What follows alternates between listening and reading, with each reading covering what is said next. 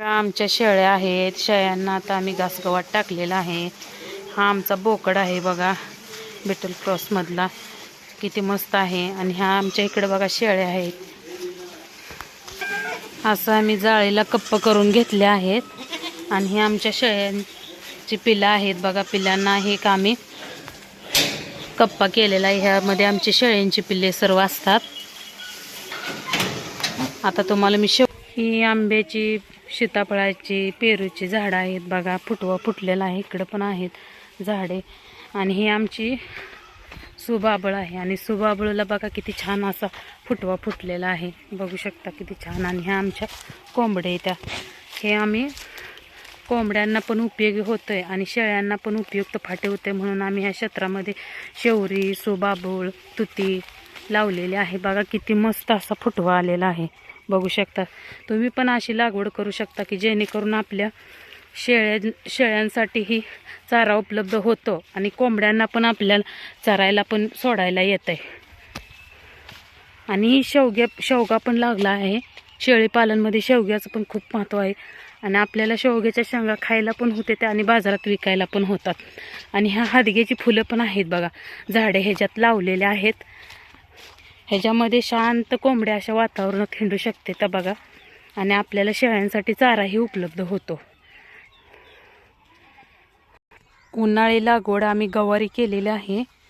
गवारी उन्हाळ्यामध्ये लागवड केलेलं आहे. आणि बघा ह्याला छोटे छोटे गवारे पण लागले आहे. आणि ही गवारी आम्ही तोडून बाजारामध्ये विकण्यासाठी नेतो. शेळी पालन शिवाय आम्ही भाजीपाला पण विकतो, जेणेकरून आपल्याला शेतीसोबत उदरनिर्वाह होईल. बाजारात विकून आपल्याला फायदा होईल. बघा किती मस्त शेवग्याची शेंग आहे बघा गवारीची, किती छान अशी. इकडे पण आहे बघा देशी गवारी, खूप छान अशी 2 वापा आम्ही लागवड केलेल्या आहे. डेली व्हिडिओजवर तुमचं सहर्ष स्वागत. जर तुम्हाला आमचे बघा आमचं खालचं क्षेत्र आहे गवारीच्या खालचं, आता आम्ही नांगरणी करून घेतलेली आहे. आणि ह्याच्यामध्ये आता आम्ही कडवळ लावणार आहे. आणि डेली व्हिडिओजवर तुमचे सहर्ष स्वागत. जर तुम्हाला आमच्या चॅनलचे व्हिडिओ आवडले तर लाईक करत जावा, सपोर्ट करत जावा आणि नक्की कमेंट करत जावा. जर तुम्ही लाईक कमेंट केली तर तुम्हाला आमचे रोज डेली व्हिडिओचे चॅनल बघता येतील. आणि हे रेड नेपेर आहे बघा, शेळ्यांसाठी आम्ही चारा लावलेला आहे बघा. रेड नेपेर, पुन्हा हे पांढरे पण नेपेर आहे बघा. आताच शेळ्यांना टाकलेला चारा तोही आहे हा, बघू शकता किती छान आहेत.